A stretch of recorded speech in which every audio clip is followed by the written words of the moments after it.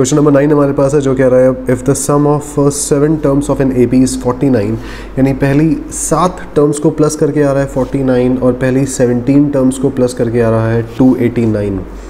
यहाँ पे दे रखा है हमें S7 जो है 49, ठीक है, और 17 टर्म्स को प्लस करके आ रहा है हमारा, यानी S17 आ रहा है 289। हमें बताना है n टर्म्स का सम, यानी Sn की हमें वैल्यू निकालनी है। तो यहाँ पर हमें 2 टर्म्स दे रखी हैं ऑलरेडी, S7 और S17। चलो 2 इक्वेशंस बनाते हैं इनसे। सबसे पहले Sn हमें पता है क्या होता है, n/2 into 2a plus n-1 into d, ठीक है। अब यहाँ से Sn में n की जगह पर रख देते हैं 7, n की जगह रखते हैं ज़रा 7, ठीक है। तो पहली इक्वेशन तो हमारी S7 के लिए बनेगी जहाँ पर n की वैल्यू हमारी 7 है, यानी 7/2 into 2a plus 7-1 into d, ठीक है।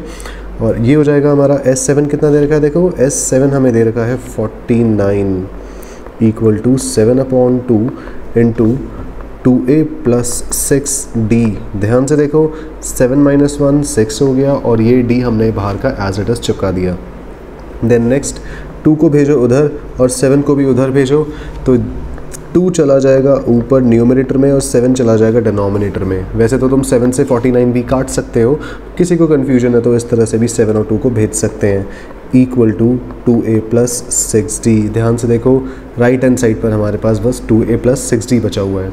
अब यहाँ से उड़ाओ 7 को 49 से और 7 मल्टीप्लाई करो 2 से, जो देगा 14 equal to 2a plus 6d। पूरी इक्वेशन डिवाइड कर दो 2 से ताकि इजी हो जाए हमारी इक्वेशन। तो देखो पूरी इक्वेशन 2 से डिवाइड करने पर सारी चीज़ें, सारे टर्म्स 2 से डिवाइड हो जाएंगे और ये बन जाएगा 7 इक्वल टू, ये कट जाएगा ना, 7 इक्वल टू 2 से 2 कटा, ये कटा 3, मतलब a प्लस 3d। ये आई हमारी पहली इक्वेशन इस इन्फॉर्मेशन से। अब इसके बाद हमें निकालनी है सेकंड इक्वेशन जो निकलेगी S17 के साथ। इसको ज़रा सा कोने में रख देते हैं और अब निकालते हैं S17 की वैल्यू, ठीक है। अब देखो S17 के लिए इक्वेशन वही बनेगी हमारी, S17 इक्वल टू n/2, क्योंकि यहाँ पर n की वैल्यू अब 17 हो चुकी है, ठीक है, into 2a plus n-1 into d, ठीक है। फिर से वही S17 की जगह पर हम रख देंगे 289 मल्टीप्लाई 2/17। ध्यान से देखो ये जो 2 यहाँ नीचे था यहाँ गया तो मल्टीप्लाई हो गया और जो 17 ऊपर था यहाँ डिनोमिनेटर में चला गया। Equal to 2a plus 16d, ठीक है। यहाँ से 17-1 16 है और d हमारा ये रहा। यहाँ से 17 से कटा हमारा 289 और ये भी हो जाएगा 17, क्योंकि 17 का स्क्वायर होता है 289, ठीक है। 2 को मल्टीप्लाई किया 17 से, 7 2 सा 14 1 4 34 equal to 2a plus 16d, ठीक है। इतना क्लियर है। अब फिर से देखो इस पूरी इक्वेशन को हम 2 से डिवाइड करके ना, पूरी इक्वेशन को हम 2 से डिवाइड करके इसको काफ़ी आसान बना सकते हैं, क्योंकि अपॉन 2 2 से कटा 34, ये बचा 2 1 सा 2, 2 7 से 14, 2 से 2 कट गया, 2 से कटा 16 और ये आ गया 8। फाइन।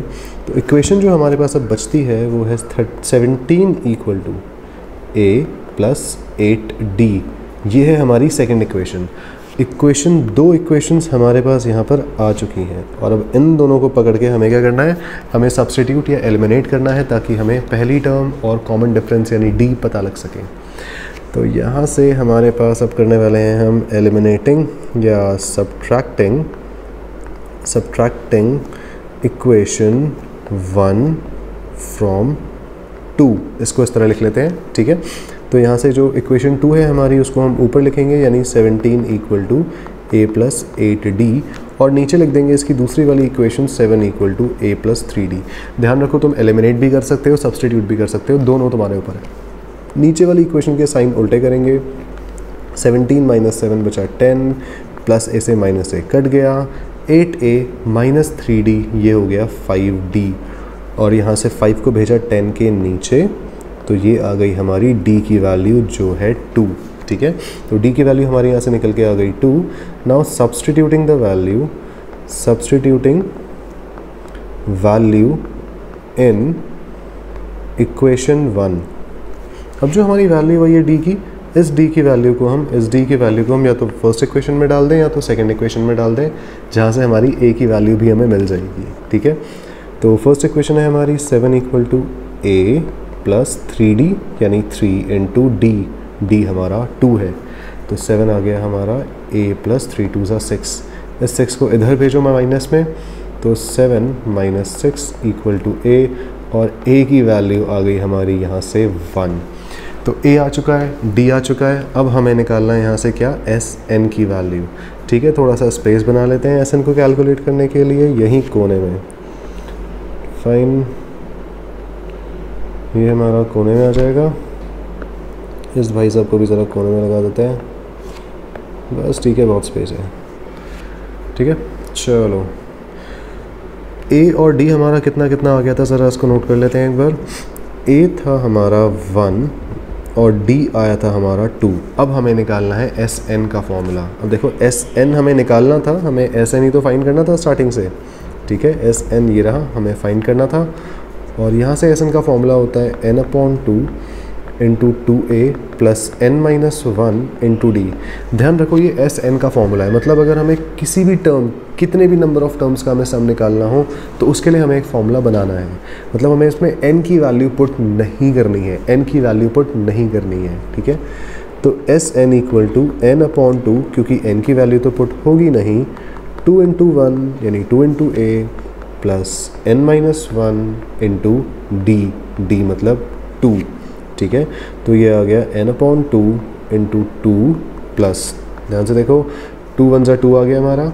इस 2 को n से मल्टीप्लाई करेंगे तो ये हो जाएगा 2n, फिर इस 2 को -1 से मल्टीप्लाई करेंगे तो -2 आएगा, और यहाँ से बचा हमारा n/2 इंटू, देखो +2 से -2 कट गया और बचा यहाँ पे 2n, ब्रैकेट के अंदर 2n बचता है हमारे पास। यहाँ पे नीचे के n से ऊपर का n हमने उड़ा दिया, नीचे के 2 से ऊपर का 2 हमने उड़ा दिया, और हमारे पास बचा n इंटू n, जो बन गया n²। यानी sn का हमारा जो फॉर्मूला आया वो क्या आया, n²। मतलब अगर हमें लगा लो पहली 3 टर्म्स का अगर हमें सम निकालना हो तो 3 का स्क्वायर कर दो, आंसर आएगा 9। अगर हमें पहली 5 टर्म्स का सम निकालना हो तो 5 का स्क्वायर कर दो, आंसर आ जाएगा 25। तो ये AP बड़ा कमाल का है, जो भी है हमने निकाला नहीं इस AP को, बट इसके बारे में हमें काफ़ी कुछ पता लग गया। ठीक है, तो ये था हमारा क्वेश्चन नंबर 9। अब नेक्स्ट क्वेश्चन।